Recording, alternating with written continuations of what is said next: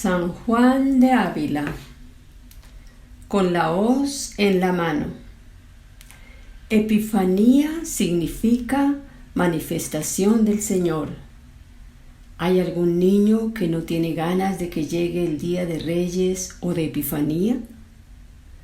Para la casa de Juan de Ávila en Almodóvar del Campo, aquellos reyes de 1499 fueron totalmente especiales.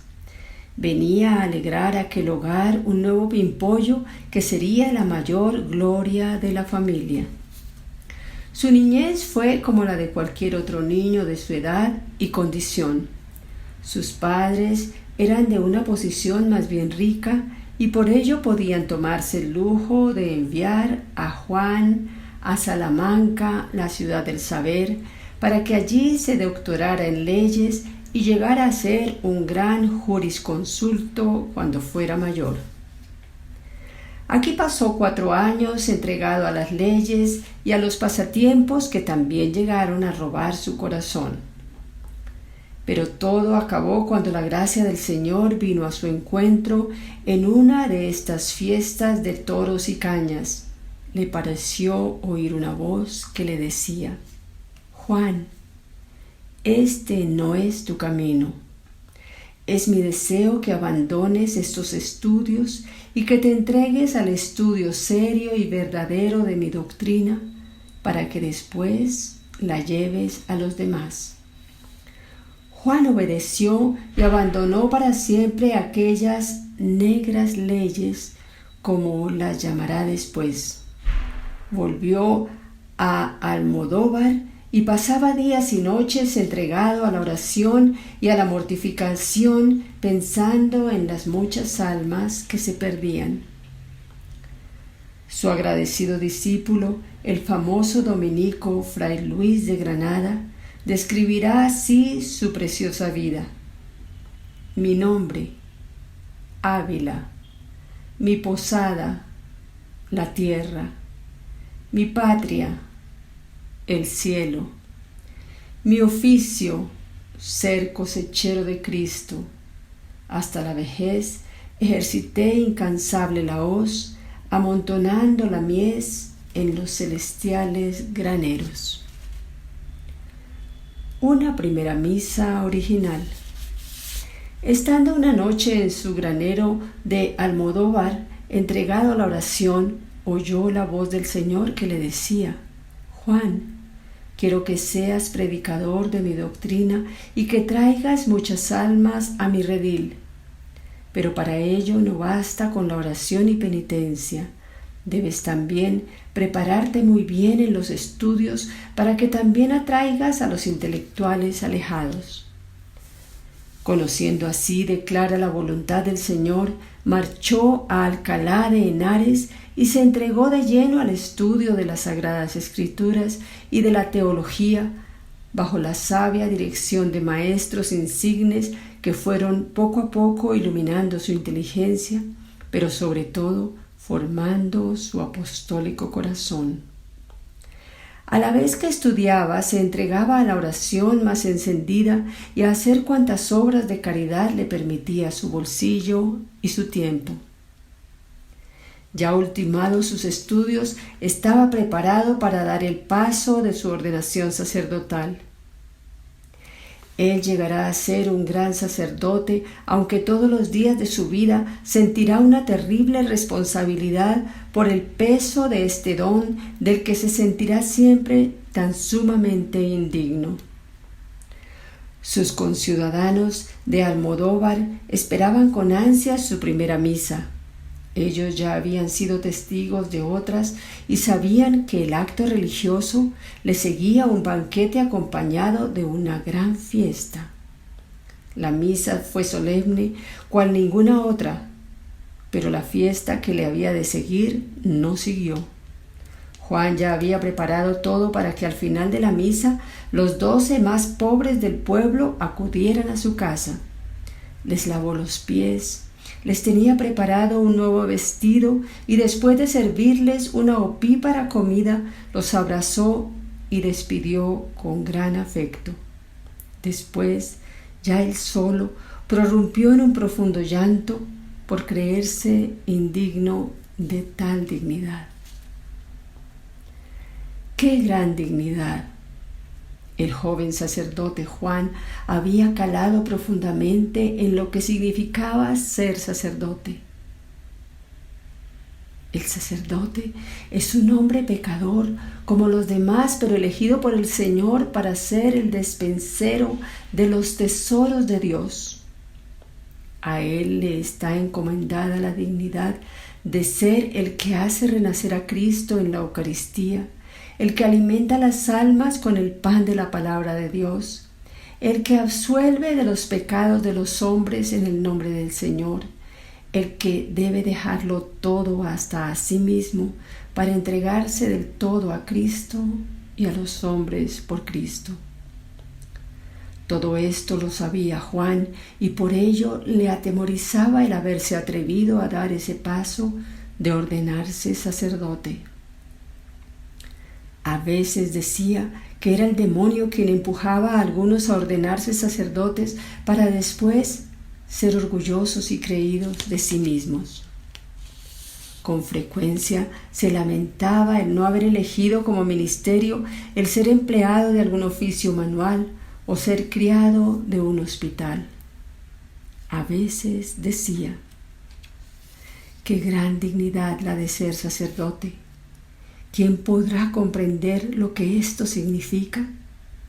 Aunque tuviéramos la misma pureza de los ángeles, aún así seríamos indignos de poseer esta tan gran dignidad. En cierta ocasión fue a visitarle un padre jesuita, amigo suyo, y lo encontró llorando a lágrima viva. «Padre mío, ¿por qué llora?», y no cesaba de derramar lágrimas. «Mire, padre, lloro porque yo no sé si lo que estoy haciendo es según la voluntad del Señor, pero usted como religioso sí que lo sabe. Basta que cumpla con la santa obediencia». Las Indias o Andalucía. El joven sacerdote arde en celo por las almas.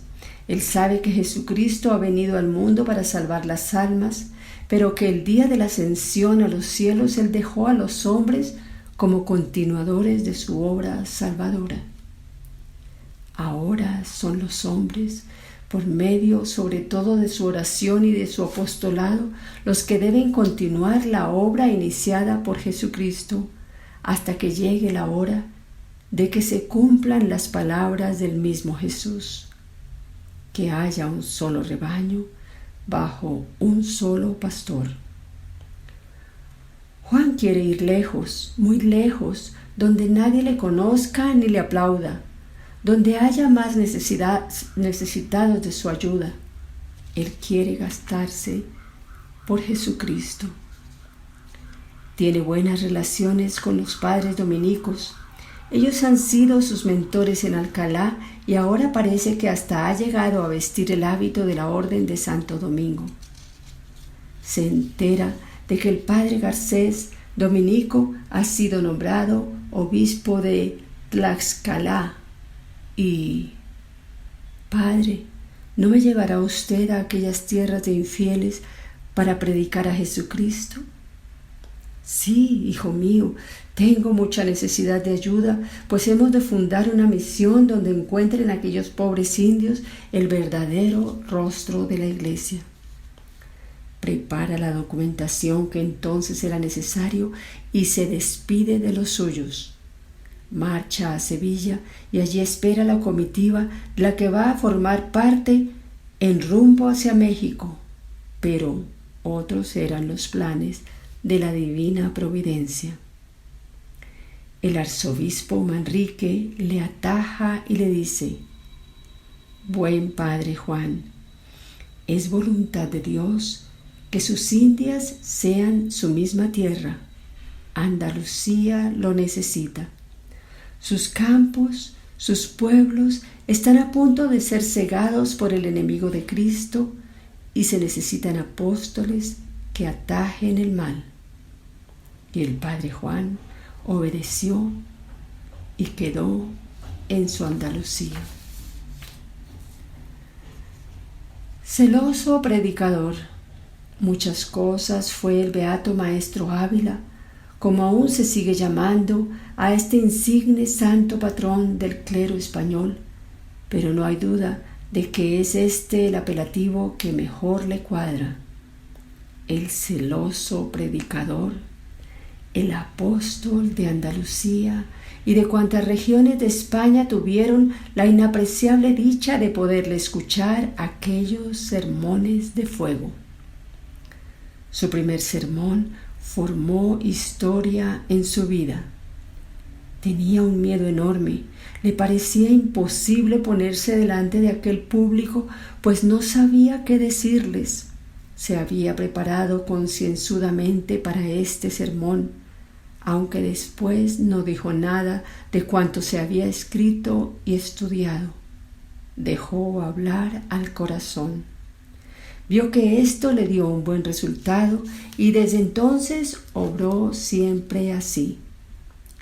Esto no quiere decir que no se preparase y que no estudiase la materia de que iba a tratar, todo lo contrario. Pero una vez hecho por su parte lo que debía hacer, ya lo dejaba todo en las manos de Dios, y era su corazón quien dirigía las palabras de su boca. Le llamaban los obispos y los religiosos de las más diversas órdenes religiosas para que predicase en sus iglesias y para que dirigiera los sermones o pláticas de formación a los miembros de las mismas. Las muchedumbres le seguían entusiasmados. Predicando una vez en Granada, a la vez predicaba en otra iglesia un afamado predicador, pero que su doctrina estaba vacía de contenido y sobre todo de vida. La gente salía de los sermones de éste y decían: ¡qué facundia! ¡Qué pieza oratoria! ¡Qué! Pero no recordaban nada de cuanto había dicho y sus vidas seguían igual. Mientras que los que oían al padre Ávila nada decían, no había comentario alguno, pero volvían a sus hogares completamente cambiadas sus vidas. Les calaba hondamente en sus almas. Se convertían. Prefiero quedar sin pellejo. Mirad, hijos, decía el padre Ávila, cuando hayáis recurrido a todos los medios para ablandar los corazones de los más obstinados y no lo podáis conseguir, tenéis un remedio que nunca falla. Acudid a la Virgen María, que es Madre de Misericordia. Encomendad a ese pecador a sus bondades maternales y yo os aseguro que el demonio ya nada podrá hacer con él. Desde muy niño amó tiernamente a la Virgen María y acudía a ella en todas sus necesidades. El rezo del Santo Rosario era su devoción preferida.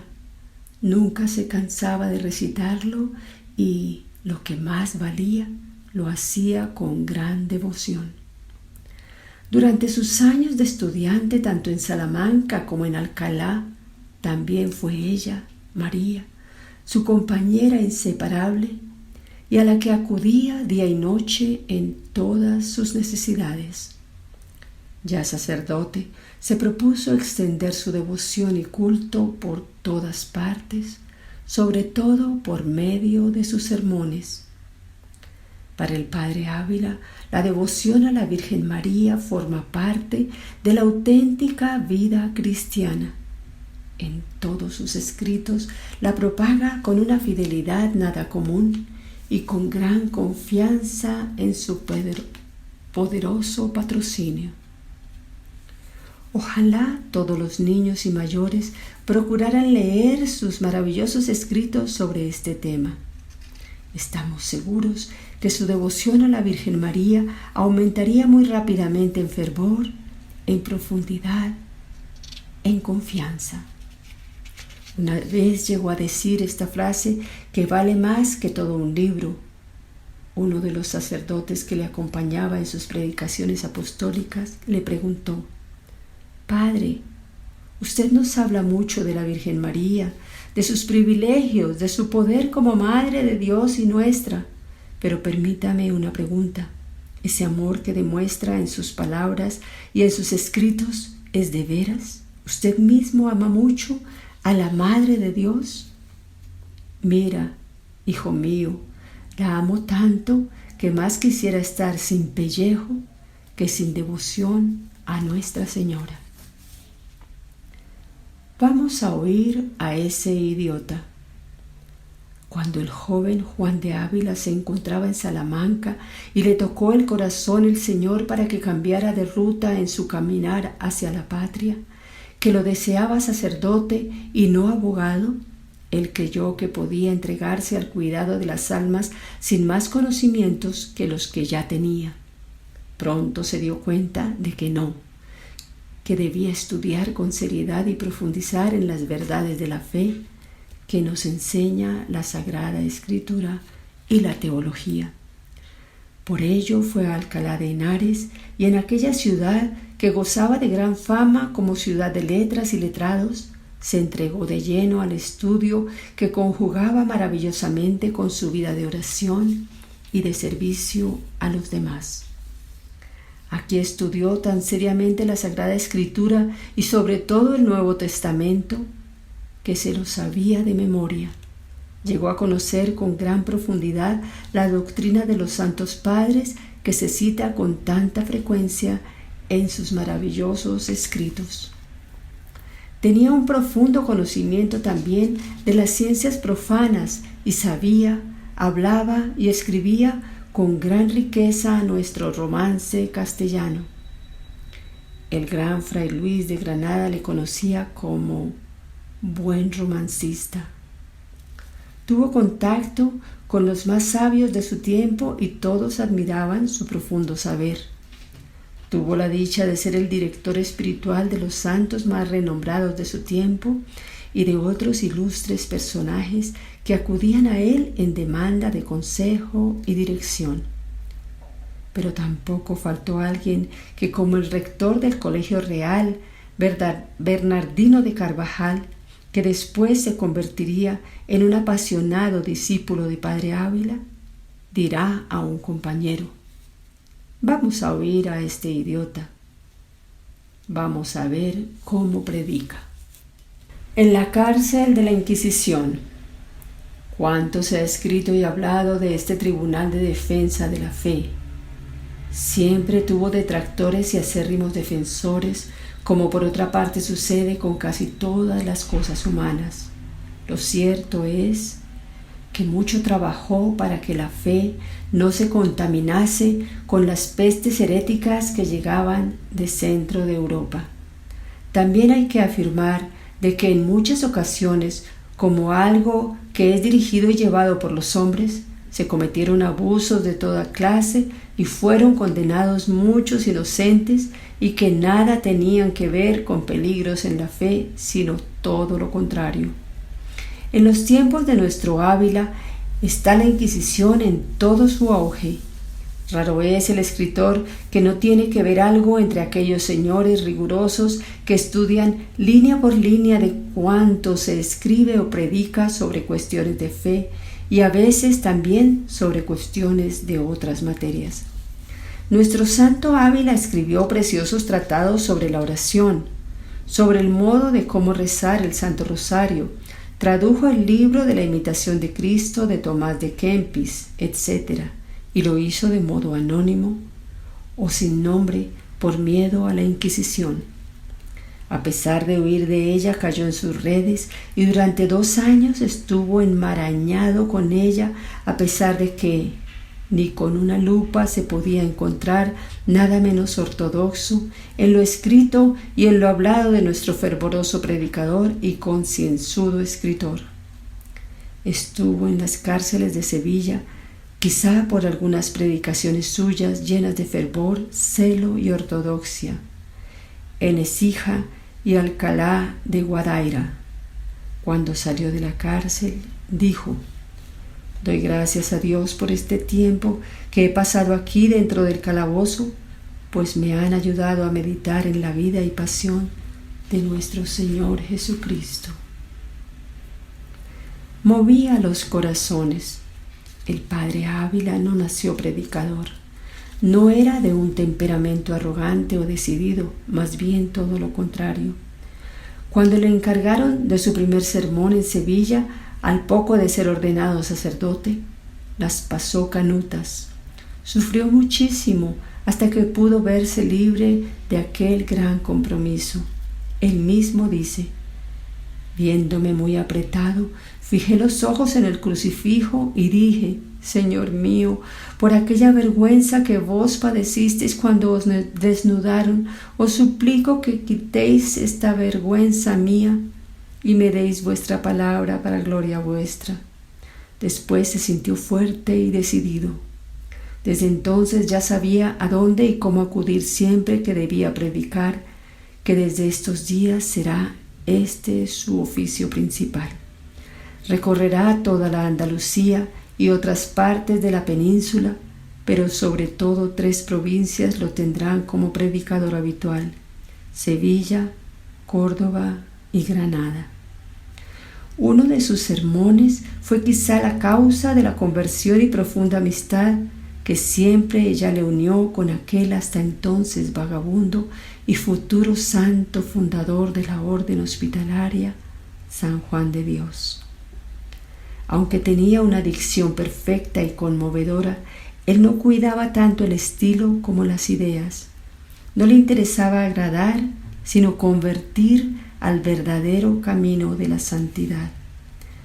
Tenía una presencia venerable, una dicción penetrante, una voz sonora y sobre todo una gran caridad y fuego al decir las verdades cristianas, que aunque no las revistiese con profusión de citas latinas ni literarias como usaban los predicadores de la época, pero sí estaban cimentadas en la Sagrada Escritura. Oír al padre Ávila era abandonar el mal camino y seguir la doctrina de Jesucristo. Su libro. Te pregunto a ti, chaval simpático, que estás disfrutando mientras lees esta vida tan maravillosa de entrega a Dios y a sus hermanos los hombres. ¿Cuál es tu libro preferido? ¿No tienes un libro como tu mejor amigo al que acudes cuando tienes un ratillo de tiempo o cuando alguna nube aparece por el horizonte de tu alma? Pues mira, también nuestro protagonista tenía un libro al que acudía con frecuencia, mejor dicho, era el único libro que trataba de aprenderse de memoria y de llevar a la práctica cuanto en él estaba escrito. ¿Sabes cuál era? ¿No me lo has adivinado? Óyelo a él que lo dice. Cristo era mi libro. La mayor parte de las noches las pasaba en vela preparando mis sermones del día siguiente que debería predicar en diversos lugares y a toda clase de personas. Pasaba noches enteras como cosido a mi crucifijo a la vez que le decía: Señor, yo ya sé que tú me has alquilado para 2 cosas, aunque ya sé que has tenido bastante mal gusto, pues valgo tan poca cosa. Para ayudar a mis hermanos los hombres que lleguen a conocerse en profundidad, y si lo hacen seguramente que se despreciarán, pues verán lo poco que valen y que si tiene algo de valor es cosa tuya y no de ellos. Y la segunda cosa es para que le lleve a ellos el conocimiento de quién eres tú, para que sepan apreciar los tesoros que están encerrados en tu corazón, para que lleguen a conocer, apreciar y vivir los inauditos tesoros de gracia y amor que están encerrados en tu divino corazón. Qué bien si nosotros pudiéramos llegar a conseguir estos mismos ideales del Padre Juan. Que Jesús sea nuestro verdadero y único libro, siempre dispuesto a ser leído, o mejor, a ser hojeado con H y sin ella. Se fiaba de Dios. La desconfianza no deja de ser un defecto. Esta falta llega a ser mayúscula cuando se refiere a Dios nuestro Padre bondadoso y misericordioso. San Pablo llegó a calar bien en esta doctrina y a crecer en ella cuando escribió: «Sé muy bien de quién me he fiado». Los hombres, hasta los más fieles y mejores amigos, a veces fallan. Dios no. El Señor jamás falla. Somos los hombres quienes le fallamos a Él. Nuestro santo protagonista desde niño se echó en los brazos del Señor y de la dulce Madre María y nunca le fallaron. Siempre acudía a ellos en toda clase de necesidades y siempre salió airoso de cuantas dificultades se le presentaron. Habría que recordar los centros que fundó para la formación de los sacerdotes y de los niños y jóvenes que trataban todos de seguir los ejemplos de aquel santo sacerdote, y más aún que los estatutos o normas de vida escritos trataban de copiar su vida, imitar sus ejemplos. El día del Padre Ávila estaba así dispuesto. Oración, dicen que pasaba 6 horas diarias, predicación más de 8, estudios y atención a la dirección de espíritus de cuantos a él acudían. Uno que quiso ser discípulo suyo, antes de pedirle este favor al venerable sacerdote, acudió a un compañero del santo y éste le contestó: «Señor, si queréis ser discípulo del Padre Ávila, ateneos a esto: pasar hambre y sed, nunca quejarse, entregarte sin medida a los demás y no pretendas gastar tus ojos en el estudio, sino más bien encallecer las rodillas en la oración». Su lema para toda su vida fue este: buscad el reino de Dios y su justicia, y todo lo demás se os dará por añadidura. Misas, señora, misas. Aquella vela con tanta llama encendida estaba para agotarse. Se había consumido día a día y momento a momento para iluminar las almas hacia Cristo. Durante toda su vida había tenido una compañera, la enfermedad, pero trabajaba como si siempre hubiera gozado de perfecta salud. Vivía en una gran pobreza y austeridad. Así quería él a sus sacerdotes, pobres a imitación del Maestro. Cuando ya notó que se le acercaba la hora, pidió con insistencia: «Traedme a Jesús, traedme a Jesús. Él es mi Señor, sin Él no puedo vivir». Algún discípulo empezó a leerle cosas muy elevadas sobre el cielo y la teología, y él les dijo: «Hijo mío, no me leas nada de eso, no lo necesito. En cambio, léeme algo que anime a mi espíritu a arrepentirse de sus muchos pecados. Recuérdales algunas de las cosas que yo predicaba a mis amados hijos en los días de misiones. Este me ayudará más que todas esas sutilezas que dejan tan árida el alma». En aquellos momentos le arreciaban más y más sus muchos dolores, y alguien le pregunta: «Padre mío, ¿sufre mucho?». «Bueno está, Señor, bueno está», se limita a contestar el Santo Padre Ávila, como queriendo indicar que el Señor, cuando nos prueba, sabe lo que hace y hace lo que nos conviene, como diría en muchas otras ocasiones. Y añadía: «Y nosotros, pecho en tierra, hemos de aceptar cuanto Él por nuestro bien nos envía». Una dama le pregunta: «Padre mío, ¿qué puedo hacer por usted?». «Misas, señora, misas». Era el 10 de mayo de 1569 cuando volaba al cielo.